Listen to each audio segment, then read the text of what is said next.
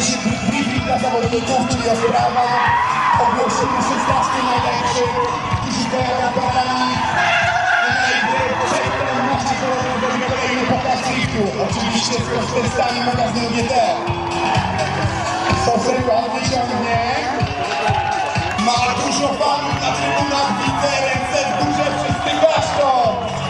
Tak się bawi Szczecinie. Blisko krawężnika, blisko, czy dojdzie do szczątku. Sosem, praga niska podniesiona. Ładnie przejmował to, no chyba będzie to 60. Puszczymy za Indii. Szczecinek, Szczecinek, Szczecinek. Dajesz sosem.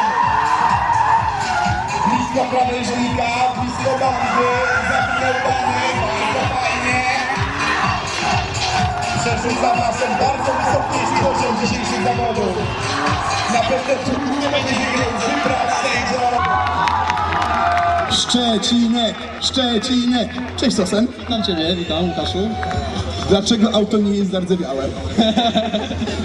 To było pytanie retoryczne, rozumiem? Tak, to było pytanie retoryczne.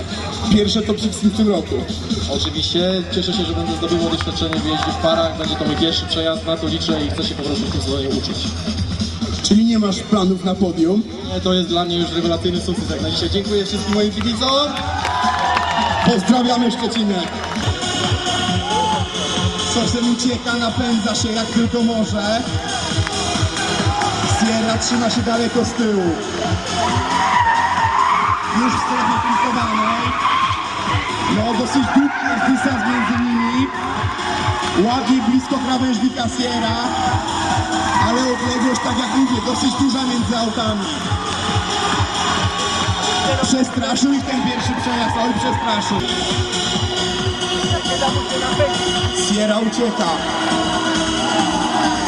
Oj, Sosen chyba będzie mu wchodził pod pachę. Już Sosen punktowany, tak zdecydowanie bliżej jadą siebie niż w pierwszym przejeździe. Trochę wypłynął Sosen przodem. No, zobaczymy jak to będzie ocenione. Są blisko siebie w tym zakręcie. Dochodzą sobie do zderzaków. No, ładnie, ładnie.